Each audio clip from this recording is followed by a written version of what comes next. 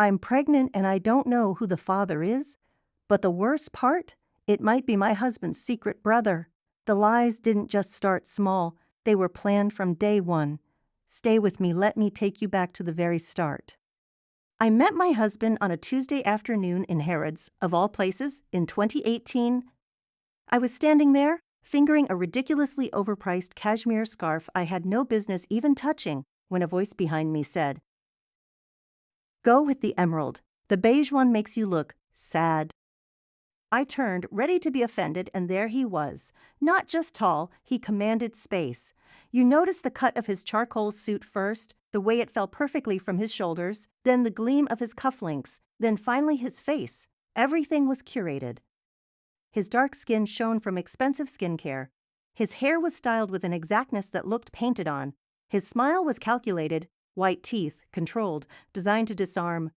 His eyes were the strangest brown, almost amber, the kind that didn't blink. The kind that made you feel assessed and found wanting, and somehow that made you want to prove yourself to him. "Excuse me?" I said, half laughing. He smiled. "The scarf. The green brings out your eyes. The beige one is for women who've given up." I should have walked away. Instead, I laughed. "I'm Michael Olatunji."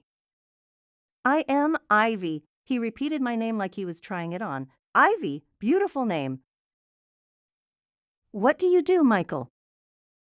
"Corporate security consulting. I just moved from San Francisco." "That sounds very serious," I laughed.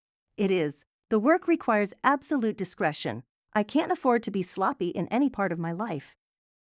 I remember thinking how conscientious he sounded, how professional, how trustworthy. I should have heard it for what it was, a warning. A man who understood exactly how important his reputation was. A man who would protect it at any cost. But I didn't. Instead, I asked the question that should have told me everything. "Where is your family?" I asked casually. His expression shifted. "They are in Lagos mainly. You know how it is." I didn't push. I wish I had. He took my number. He didn't call that night or the next day. By the third, I'd written him off. Then my phone rang. "Sorry it took a while," he said, his voice smooth as the cashmere I couldn't afford. "Work emergency. Can I take you to dinner?" I said yes. What followed wasn't a courtship. It was an annexation. Within weeks, Michael didn't just enter my life, he rewired it. His texts were my morning alarm. His calls punctuated my afternoons. He curated our world, intimate dinners at restaurants only he knew, long walks on routes only he chose. He was the sun, and I happily let my orbit collapse into his gravity. I told myself his intensity was passion, that his control was care. When the first cold trickle of doubt seeped in, the fact I'd never seen where he lived, that his work emergencies were a black box I couldn't peer into, I silenced it with his perfect smile, his assured touch. I made myself easy, undemanding. The perfect partner for a man in a discreet, demanding profession. It was the first lesson he taught me, though I didn't know it then, how to be complicit in my own deception. And just when I was most comfortable, most convinced, he gave me the second lesson, how it feels to be erased. He vanished. His disappearance wasn't gradual. It was an amputation. One Monday, the stream of messages stopped. By Tuesday, calls went straight to a voicemail. My texts lingered on a single tick for a day, then the second tick never came. It was as if the digital bond between us had been chopped off. For 6 weeks, I was a ghost in my own life. Concern curdled into anxiety, then hardened into a shame so profound I couldn't tell a soul. I had been devoured and then spat back out, and the silence was my evidence. So when he reappeared, breathless on the phone with apologies and the sound of Heathrow in the background, the relief was a narcotic. I inhaled it. I had to rush back to San Francisco. There was a security situation I could not speak to you about for your own protection. He arrived at my door with flowers too large for my flat and a watch worth more than my rent. "I hate that I hurt you," he murmured, his amber eyes holding mine, his hands cradling my face. "Let me make it right. Let me take care of you."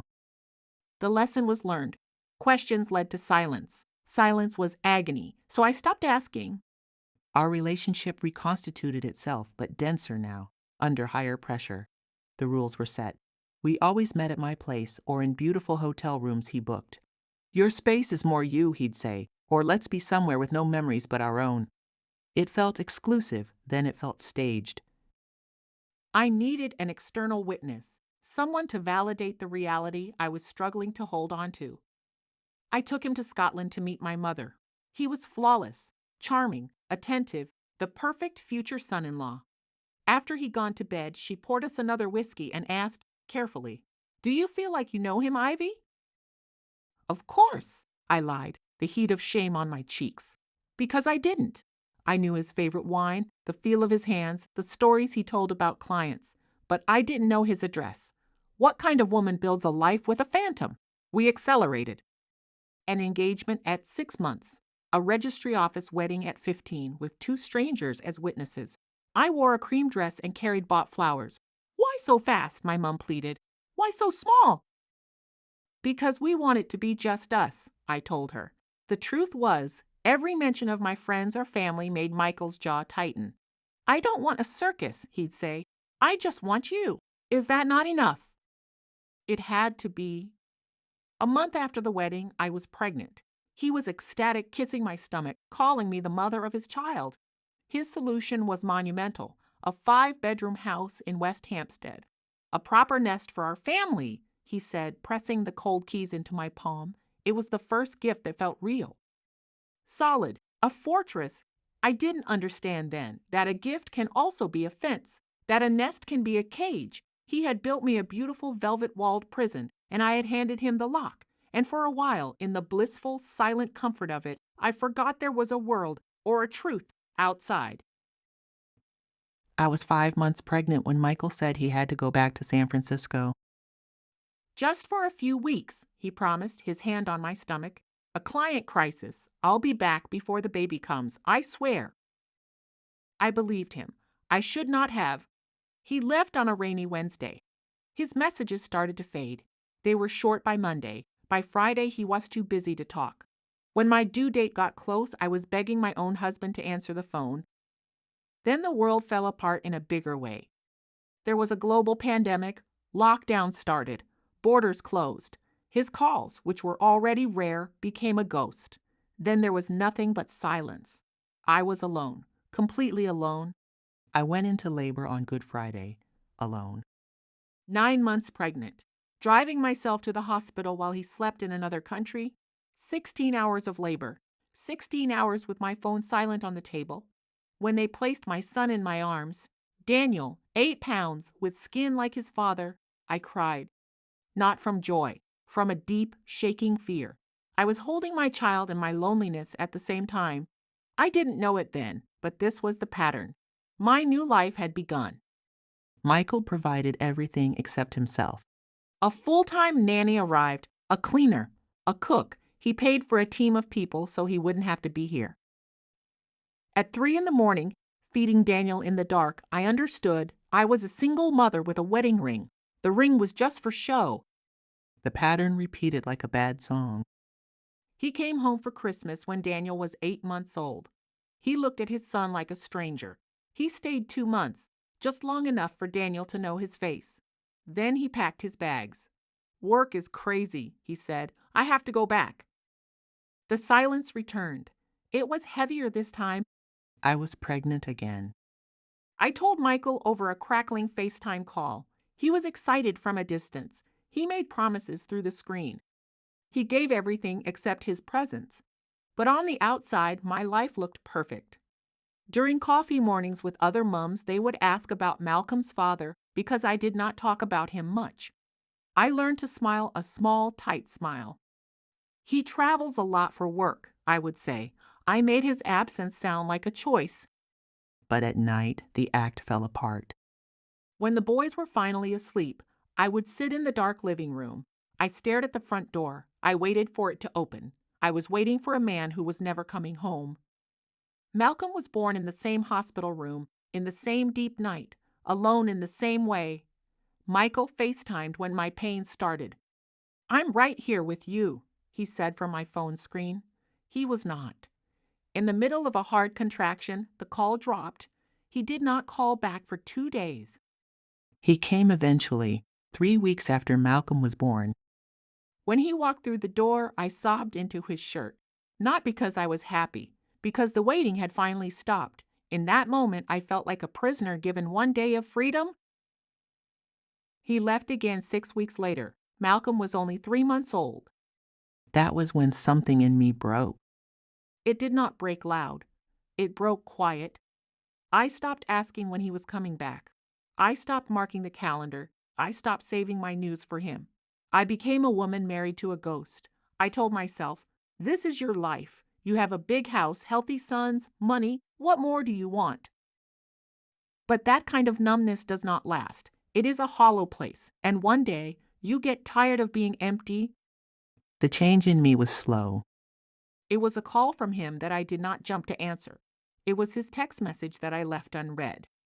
One afternoon at the park, I realized I was thinking about the weather.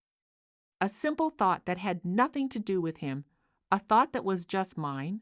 A quiet hunger woke up inside me. One Saturday, with the nanny watching the boys, I did something I had not done in years. I left the house just for me. No children, no husband, no excuses. Just Ivy. I did not know where I was going, and for the first time, that felt like a beginning. I met Femi on that Saturday afternoon. Michael had not been home in almost a year. I was stressed, overwhelmed with the boys, deeply unhappy. Michael called sometimes, from the gym, from the office, never from home. Each excuse made sense if you did not think about it. I was thinking about it, and I was suffocating. That Saturday, I found myself in a small cafe in Hampstead, alone. I had a book I had not opened in months. The nanny was home with the boys. Then a man asked for the seat at my table. Is this seat taken? I looked up. He was tall, mixed race. He had a presence that was calm, not demanding. His skin was light and warm. He had a full, neat beard. His eyes were kind. They looked at you like they were actually seeing you. He wore a simple denim shirt, sleeves rolled up. He looked like a man who got dressed without a second thought. There was no strategy in him. He sat down with an ease that said he was comfortable anywhere. His whole energy was peaceful. Go ahead, I said. He sat. He pulled out his own book. For a while we just read, two strangers sharing a table in silence. Then I noticed his book, The Master and Margarita, I said. That is intense reading for a cafe. He laughed, a warm, easy sound, says the woman reading trauma theory. We smiled. We went back to reading. Then I knocked his coffee over. The cup crashed to the floor. Oh God, I'm so sorry. He laughed again. A real laugh. It's fine. Honestly, I needed an excuse to get a fresh one. He came back with 2 new coffees. He asked about my book. Is it any good? I don't know. I've been reading the same 50 pages for 3 months. That bad? I laughed. And that is how it started. We talked about books, about London, about work. He was in property development. I was an architect. We had that in common. 3 hours passed. I did not check my phone once. Time moves differently when you are finally present in your own life. For 6 weeks, we met at different cafes. We talked about everything except the things that mattered. He never asked about my personal life. I never offered. It was an unspoken agreement. Then he started to ask for more. He invited me to see his house. The renovations are almost done. I would like you to see it. I said no, immediately. But no does not last long when someone keeps asking politely. One evening, in our usual cafe, he reached over. Gently, he tucked a loose strand of my hair behind my ear. It was such a small gesture. But everything shifted. He leaned in then, and he kissed me. I kissed him back, but only for a second. I pulled away, my heart hammering. I'm married, I said. The words hung in the air between us, a confession. Femi stood up. His warm face went still. You didn't think to mention that. I'm sorry, I whispered, but he was already leaving. I don't do this, he said, his voice low. I don't do married women. I don't do lies. And then he was gone. The cafe door closed behind him. The room suddenly felt huge and empty, and I fell completely apart. For 3 days I spiraled, 3 days of silence. 3 days of checking my phone every minute. Every buzz made my heart leap. I replayed that brief kiss over and over. It was all I could think about. On the 4th day, his message came. We shouldn't be doing this, but I need to see you. We met at the same cafe. This time, we both knew what we were doing. I can't promise you anything, he said, his voice serious. Whatever this is, it can't be permanent. I agreed. It was a sad agreement. I told him about my marriage, the children, the neglect. I kept Michael vague, a man who worked away, who traveled constantly. I never said his name. That felt important. Femi talked about his family too. His parents had died during COVID-19. He had 3 sisters in Lagos. A brother, Coyote, in America who worked in IT. Coyote had 3 kids. He visited London sometimes. This went on for weeks. Meeting at the cafe, kissing in his car, getting closer and closer to a line we both wanted to cross. Then came Christmas. Michael was still in San Francisco. Femi was here, steady, real, present. Come spend the night with me, he said one evening. Just one night.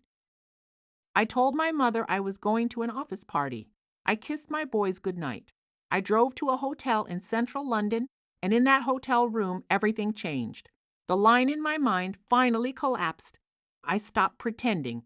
I stopped pretending it was noble to wait for a man who was never coming home. I stopped pretending that patience was a virtue and not just a slow suffocation.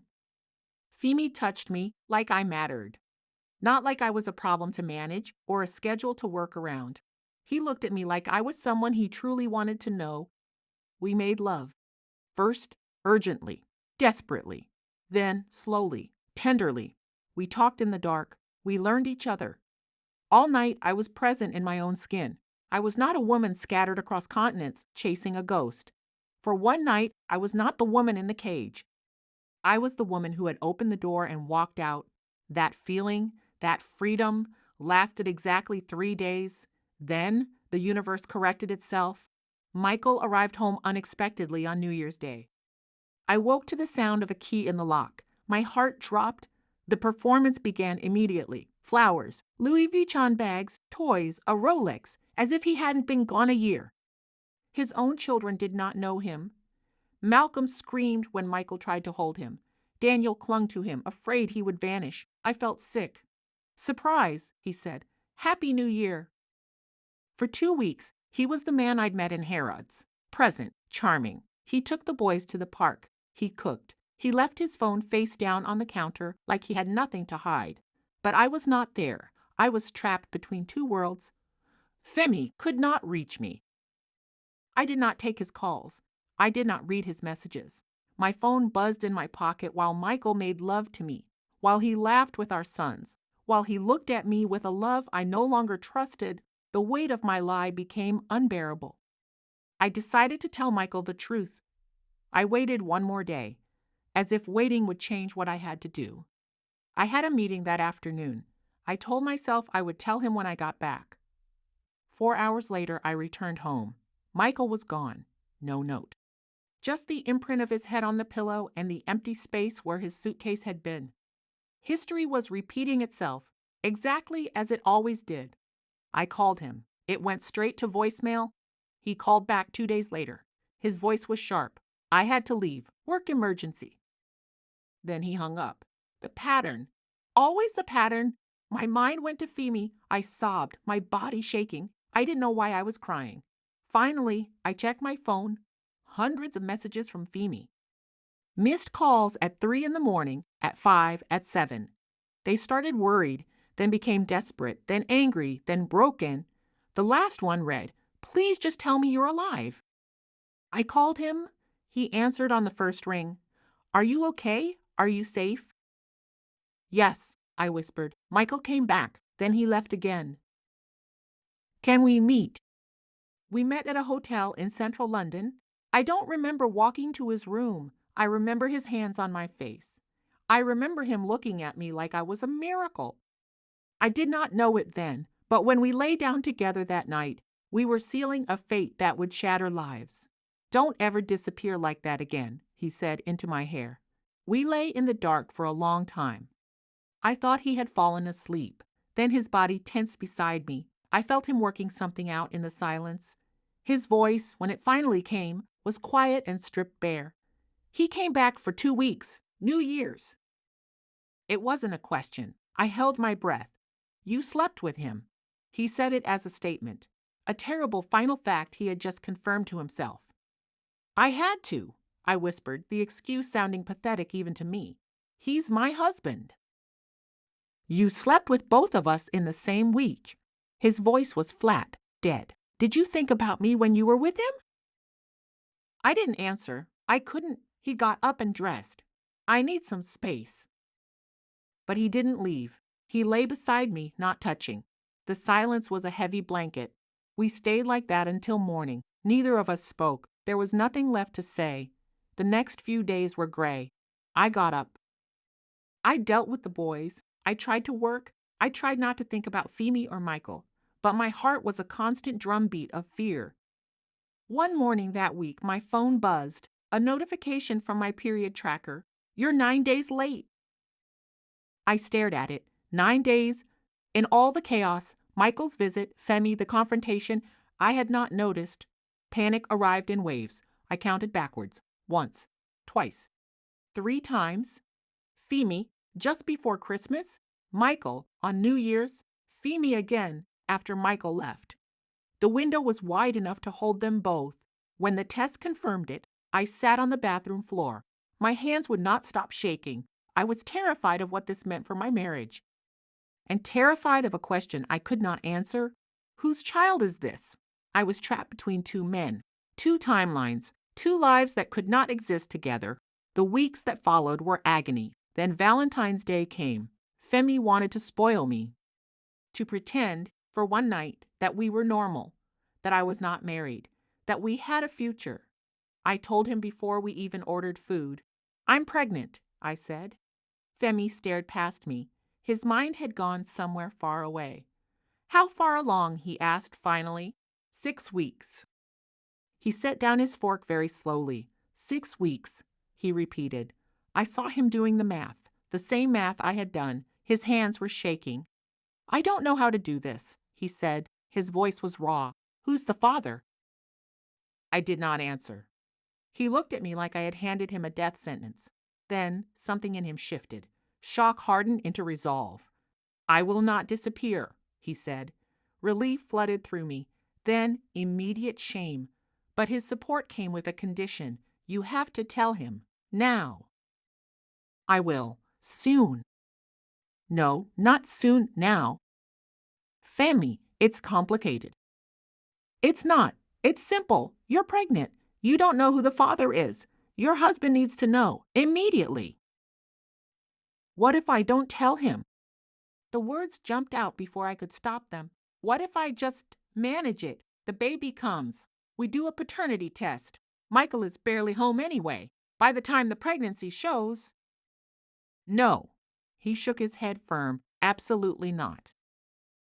Why not? People do this. Because it's a lie. A massive lie. And lies have a shelf life. When this one breaks, it destroys everything it touches. Look at me, he said. I looked at the tablecloth. Ivy, look at me. I made myself meet his eyes. You're going to tell him, he said. Not because I'm demanding it. Because you can't carry this alone. No one can. And if I don't? He went very, very still. If you don't tell him, Femi said slowly, this ends. I will not be your secret. I will not be the father of a child while you lie to their other parent. The words hung between us like a judge's sentence. You're giving me an ultimatum, I said. I'm giving you a choice, he corrected. Tell him and we'll figure it out together. Or don't tell him and I'm gone, completely. That's not a choice, Femi. It's the only one you have, he said quietly. Because the alternative is a lie so big it destroys your marriage anyway. The only difference is whether I'm in your life when it happens. I understood. But understanding and doing are not the same thing. For 3 weeks, I did not tell Michael, but Femi had moved beyond patience. When are you going to tell him? He asked every time we met, and every time I found a new reason to wait. The third week brought a different kind of reckoning. Not courage, circumstance. He invited me to his house to finally see the renovations, to finally step into something real. I knew I could not lie to him inside the home he had built. So I went. I had no idea what was waiting for me on his wall. I rang his doorbell. He opened the door and stepped aside. No kiss, no touch, formally polite, like his decision was already made. The living room was beautiful, open, airy, with huge windows. But my eyes went straight to the wall. A gallery of photographs. The first one stopped me cold. Femi and another man in a sunny garden. They stood close, comfortable, both smiling. The other man was tall, dark skinned. Sharp, familiar features. My breath caught. I knew that face. I moved to the next photo. The same man, in a sleek kitchen, his arm around a beautiful woman with dark, laughing eyes. 3 small children clung to their legs. My heart began to hammer. The third was a formal family portrait. An older couple seated, 3 young women standing behind them. And in the back row, 2 men, Femi and Michael, standing side by side. My hand flew to my mouth. They stood like brothers, connected, but that made no sense. Michael was dark. Femi was light, clearly mixed race. They looked nothing alike, and yet there they were. I was still staring when I realized Femi had stopped talking. He had been pointing out renovations. I had not heard a word. Ivy, what's wrong? I could not speak. He followed my stare to the wall, then back to me. His expression grew careful. Which photograph? I raised a trembling hand. I pointed to the family portrait. The man, in the back, next to you. His eyes locked on the frame. Then they went very still. He knew. Carrier Day? He asked, his voice tight. Do you know Carrier Day? That's not Carrier Day, I whispered. That's Michael. What? That is Michael, my husband.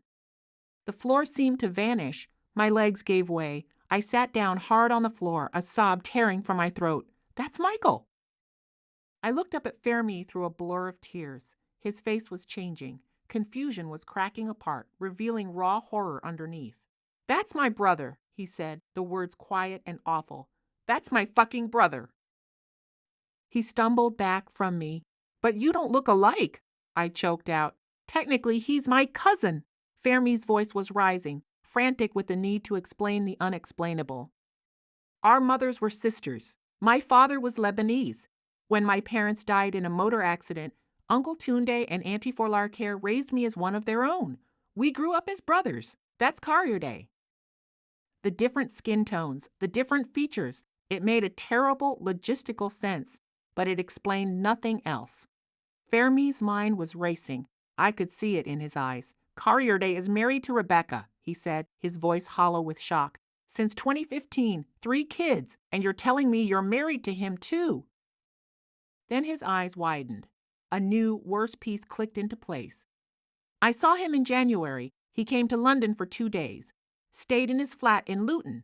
He trailed off, the realization hitting him like a physical blow. That was when he left you. He was with me. He turned away from me, running a hand over his face, as if trying to wipe away the image. When he spoke again, it was to the wall, his voice broken. I've been sleeping with my brother's wife. The words landed in the silent room. Final, devastating. That was the moment the truth finished assembling itself, the whole monstrous picture. The room began to spin. I needed air. I needed to be anywhere but here. I don't remember leaving his house. I don't remember much after the revelation. I remember driving. The roads from St. John's Wood to West Hampstead. My hands were clenched on the steering wheel, my knuckles white. I remember sitting in my car in my own driveway for a long, long time, the engine off, the world silent, Michael and Femi. Brothers, and I was pregnant. A cold, clear thought cut through the chaos. I needed to act. Now. I picked up my phone. I called Michael from the car. He answered on the 3rd ring. Ivy, I'm in a meeting. Is everything okay? No, I said, my voice strangely calm. You need to come home. I can't just leave. I'll call you tonight. You need to come home right now. Irritation seeped into his voice. The sound of a man interrupted. Ivy, I can't drop everything because you're upset. What has happened? I took a deep breath. I delivered the truth like a weapon. I'm pregnant. Silence. A true dead silence. Then concern, but the wrong kind. Are you okay? Is something wrong with the baby? His voice had changed, but he didn't understand. He couldn't. He thought this was a medical crisis, not the catastrophe it was. I need you to come home. I'll be on the next flight. But tell me, are you all right? Is the baby all right? I didn't answer. I just hung up. I turned my phone off the moment I hung up. For 2 days, it stayed off. I didn't want to hear what was coming. I didn't want the pleas or the rage from Michael or Femi, but silence has an expiration date. When I finally switched it on, the notifications flooded in all at once, an avalanche. Voicemails, missed calls, texts, a timeline of 2 men unraveling. From Michael. Ivy, call me back, please. Baby, are you okay? Talk to me. I've booked a flight. I'm coming home. I'm on the plane now. He was coming. Both of them were running toward me. They were about to collide. I needed to be ready. I found the photos from Femi's house on my phone. The garden, the kitchen, the family portrait with Michael smiling a real smile I'd never seen. I printed them. I laid them out on my bedside table, not hidden, a map of his secret life. Then I waited. I heard the Uber pull up at 9:15 a.m. Gravel crunched, a car door slammed, his suitcase thumped in the hallway downstairs. Michael was still in his coat when he saw me. Relief flashed across his face, then confusion. Come upstairs, I said. He followed, but I felt him bracing himself. He knew something catastrophic was waiting. I opened the bedroom door. The photographs were spread across the table. Impossible to miss. He froze in the doorway. His eyes moved slowly from one picture to the next. The garden, him and Femi. The kitchen, him, a woman, 3 children, his breathing hitched. Where did you get these? His voice was careful, tight. I went to Femi's house. He turned to me slowly, as if moving through thick oil. You went to Femi's house? Yes. He looked back at the photos, at the family portrait. Him and Femi, side by side. His hand went to his chest. He couldn't breathe. I met him at a cafe in Hampstead, I said. He didn't speak. He was staring at his own younger, happier face. We became close. He turned to face me. His eyes searched mine, already knowing, already dying. What do you mean, close? His voice was a thread of sound. I stared at him, and I felt nothing but a cold, clear hatred. It gave me a dark satisfaction to say it. I slept with him. The words landed like a physical blow. His face didn't change at first. He just stared. Then I watched the understanding arrive in terrible stages. Confusion, then the math, then the horrific sum. You slept with. He couldn't finish. Yes. My brother. Your cousin, but yes. He knows. It wasn't a question. He understood everything in that instant. The walls had fallen. Yes, he knows. You've destroyed both families, he whispered. No, you built them. I just opened the door. He looked at me then, and I saw the exact moment he understood the full collapse. Rebecca would know. His children would know. His brother knew. Every lie exposed at once. How long? His voice cracked. How long have you been with him? Long enough. And you're pregnant? His eyes dropped to my stomach. Whose is it? I didn't answer. The silence was his answer. Something in him snapped. He grabbed the photographs and hurled them across the room. They scattered like his shattered life. You shameless excuse, he hissed. His voice was low, dangerous, dripping with a terror deeper than anger. He moved toward me. Fast. He stopped an inch from my face. His breath was hot. His eyes were wild with panic. Do you understand what you've done? He snarled, his whole body shaking. Do you? You did this, I said, my voice calm. His hand moved. The slap was hard and fast. My vision exploded into white light. The force spun me, and I fell, my head cracking against the bed frame. For a moment there was only ringing silence. Then the pain erupted. A sharp, burning fire across my cheek and jaw. I pushed myself up slowly, using the bed to steady myself. My face throbbed. I tasted blood. My hand came up and felt the heat already rising under my skin. I was shaking, not from fear. From a cold, pure rage. Michael wasn't done. He was pacing like a caged animal, rubbing his head, his body convulsing. Then he sank to the floor, his back against the wall, staring at nothing. I stood, touching my burning face. The pain was real. The violation was absolute, and it steadied me. It made everything clear. There was no going back. I pulled out my phone. My hands shook, but my purpose was solid. "What are you doing?" Michael's voice was a broken whisper. "I'm calling Femi."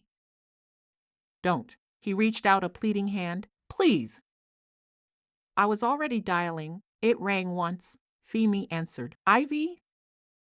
"He's here," I said, my voice clear and steady. "He knows." "I'm on my way." I hung up. Michael watched me, a man seeing the last door slam shut. He understood his brother was coming to witness the end. "Please," he begged from the floor, "don't do this." I walked away from him, my face on fire. Femi arrived in 15 minutes. I let him in. His eyes went straight to my face, to the livid mark on my cheek. His entire body went rigid. Then he looked past me at Michael. They stood there, brothers, separated by the ruins of a shared lie. "You hit her," Femi said. It was a cold, flat statement. Michael said nothing. "You hit a pregnant woman." They argued then, first in furious, rapid Yoruba, then in broken English. "This is my marriage," Michael shouted, but his voice was weak. "Don't," Femi cut him off, his voice dangerously quiet. "Don't you fucking speak." He took my hand. His grip was firm, anchoring. "We're going to the hospital," he said to me. "Then we are filing a police report." He turned back to Michael. "You will stay here. You will understand that this is over." "Over?" Michael whispered, the word hollow. But it was over. It had been over the moment I saw that family portrait. As we turned toward the door, Michael lunged. He grabbed my arm, his fingers digging in painfully. "You have ruined our marriage," he spat.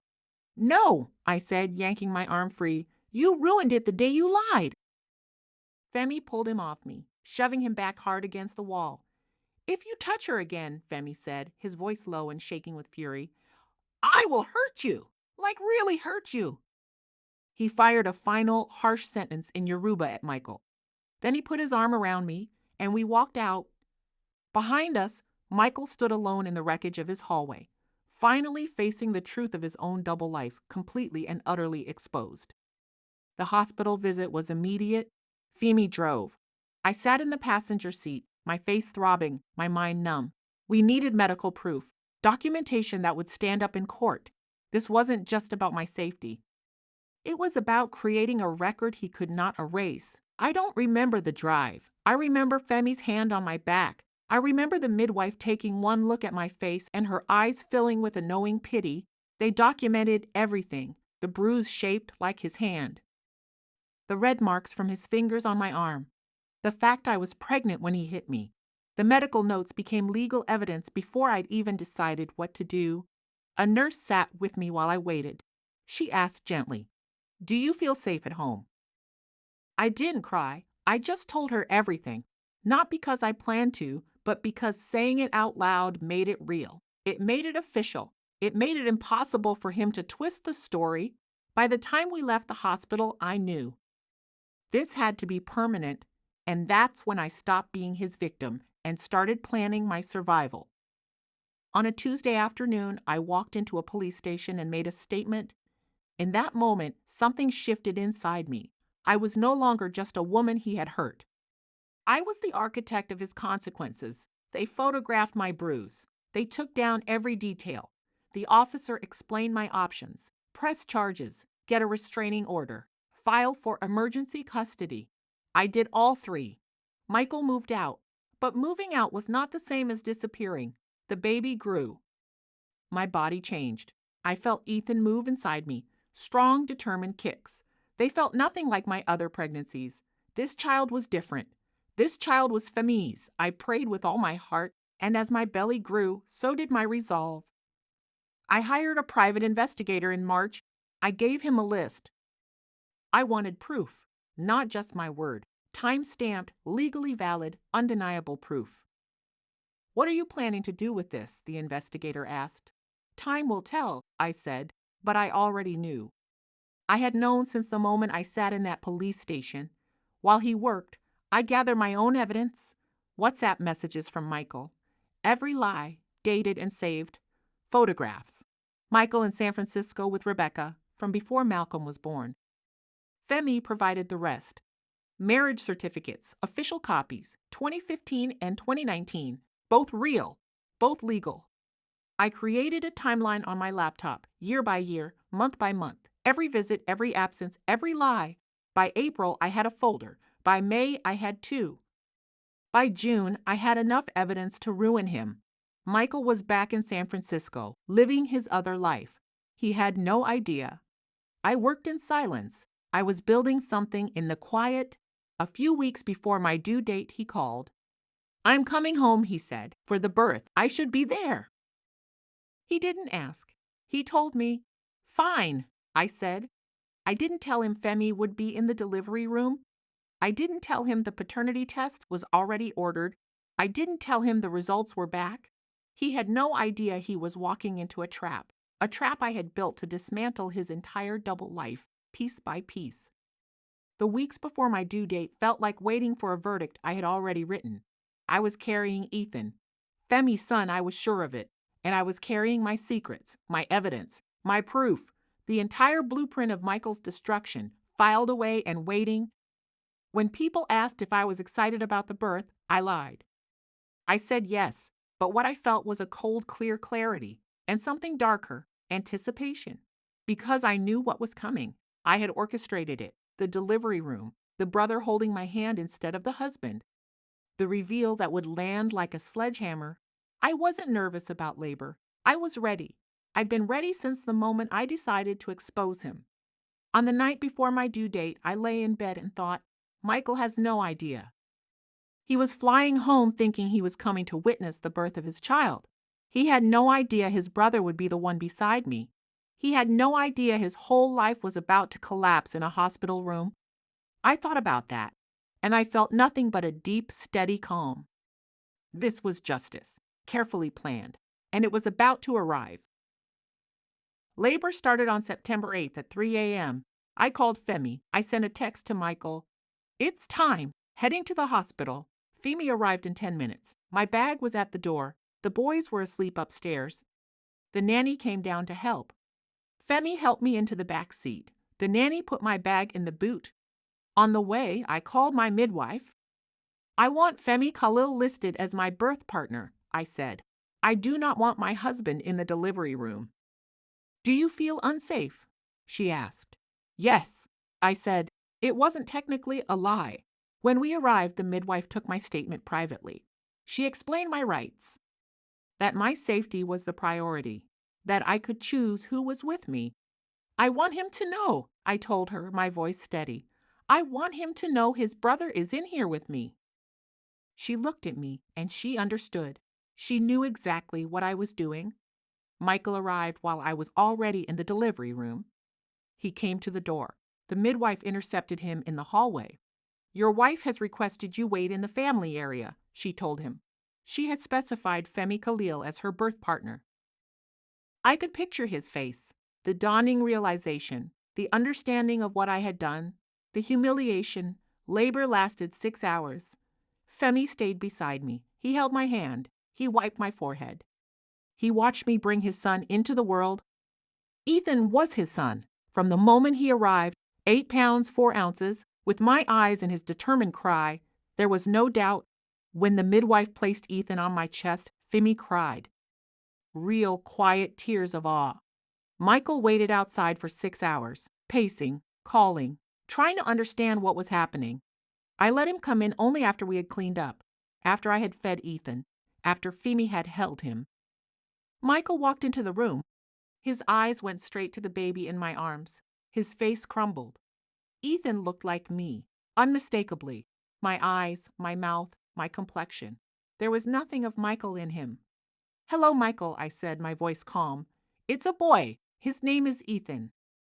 "Thank God," Michael said, the words automatic, hollow. He reached out. "Is it okay to hold him now?" All the while, Femi stood silently beside me, holding my hand. A solid, quiet presence. Michael's face darkened with a fury he could barely contain. He did not expect what I said next. "Michael," I said, looking him straight in the eye, "I would like you to leave." "Excuse me.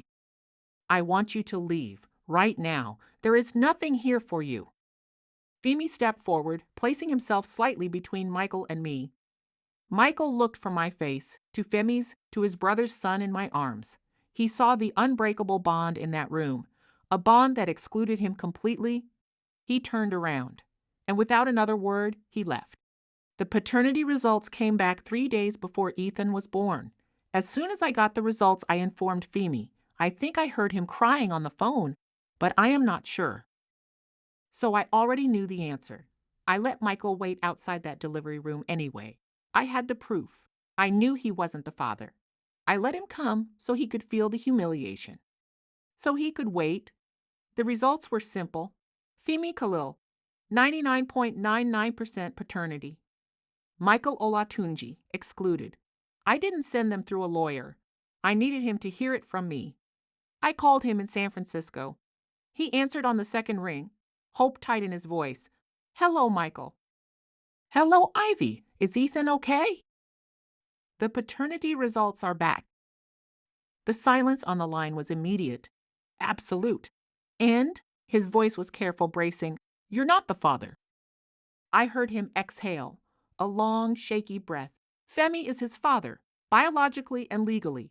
You have no claim on him, no rights, no access, nothing unless I permit it. And I am permitting nothing." "You knew," he said slowly, the horror dawning. "When I came home, when I went to the hospital, you already knew." "Yes, I knew.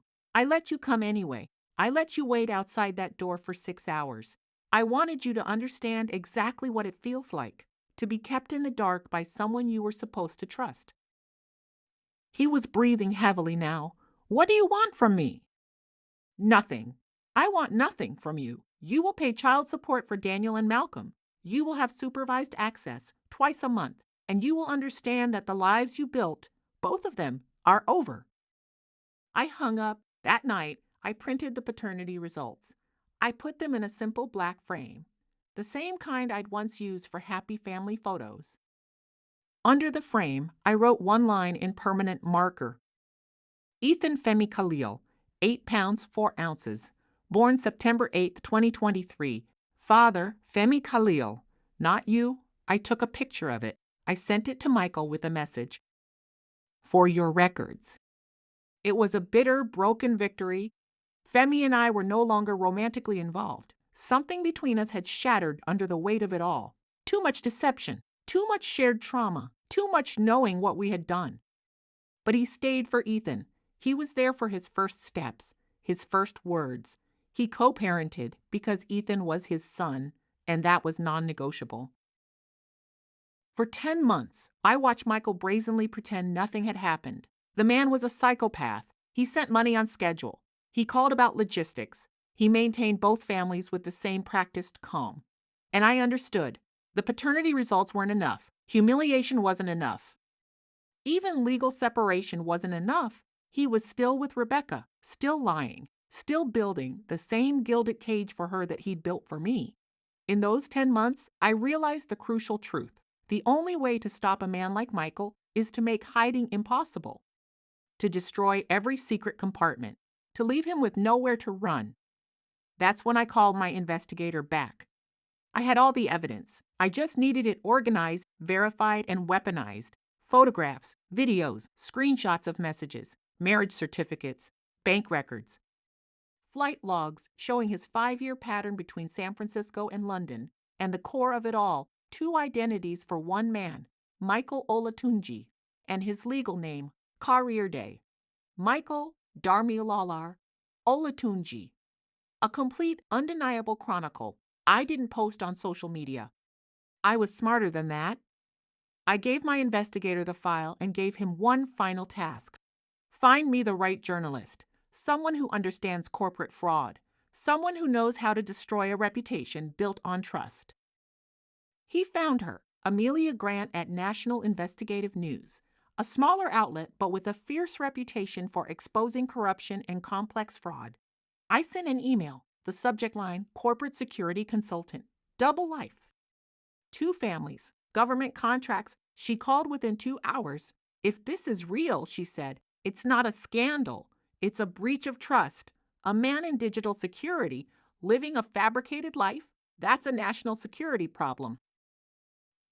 It's real, I said. Everything is documented, time-stamped, legal. She came to my house on a Tuesday.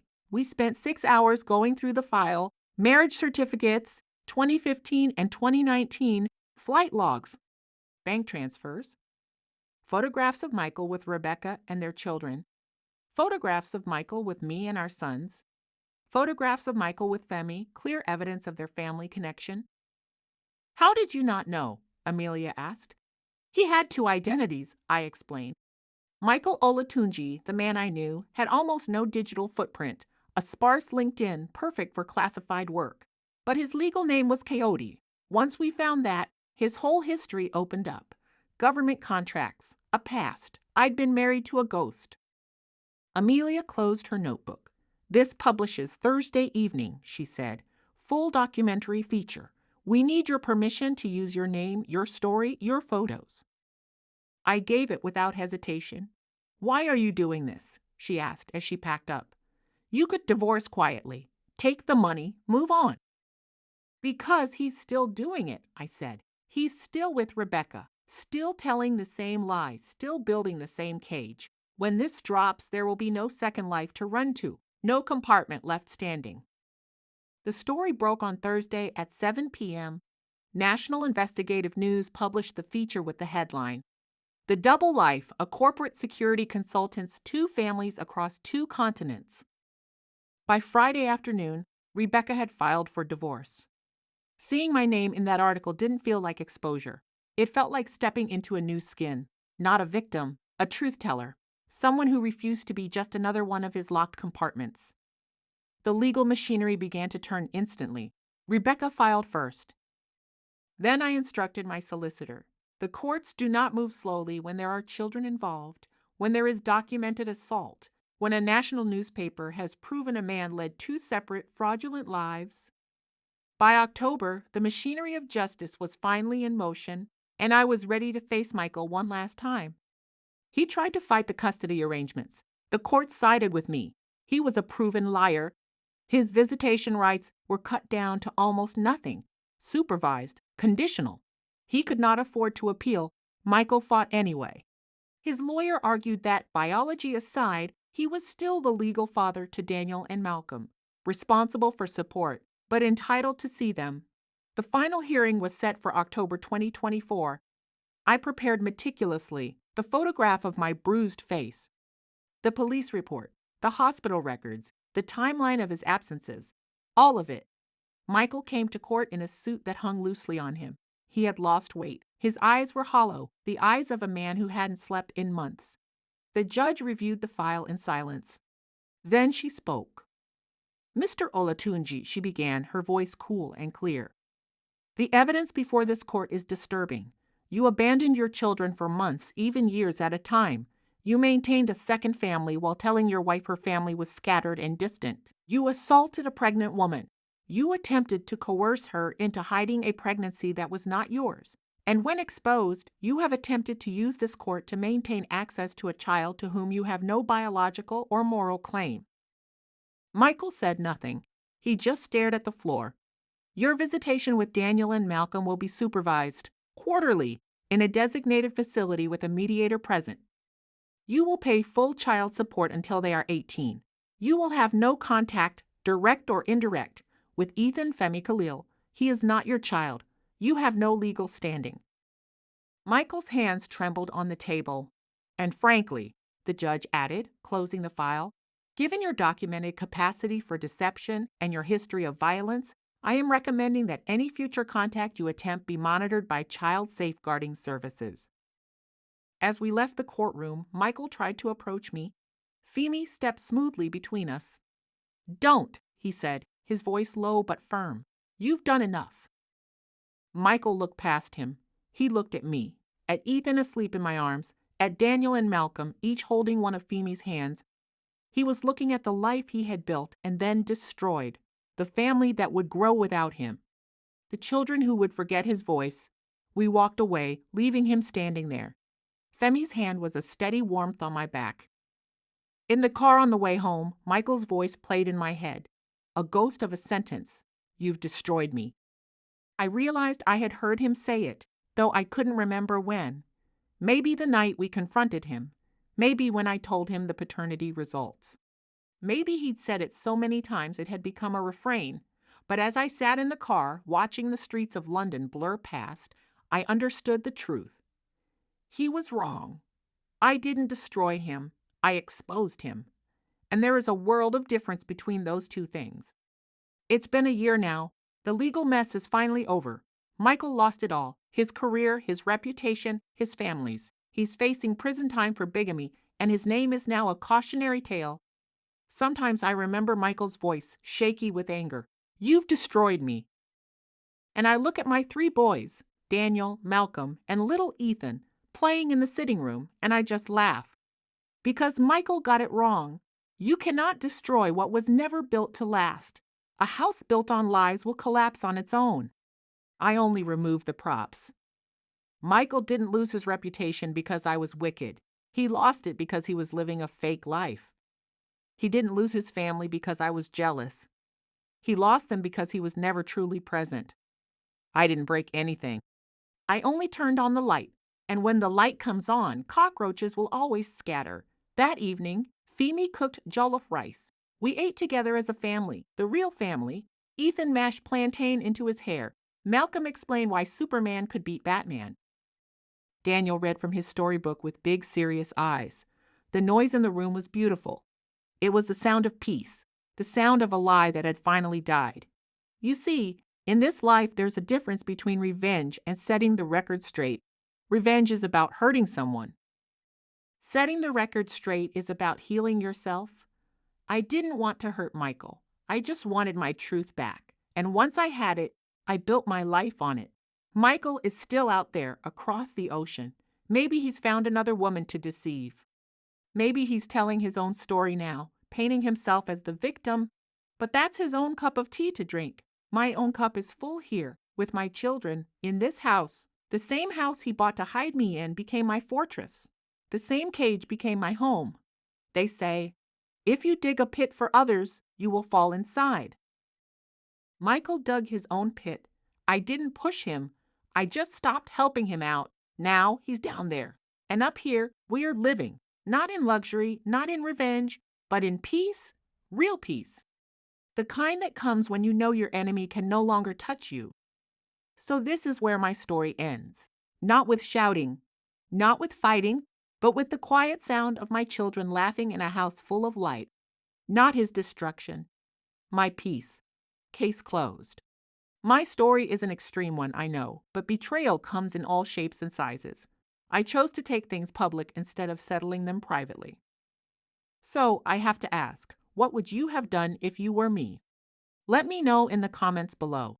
Do you believe in the power of dragging the truth into the light? Don't forget to like this video and subscribe for more stories.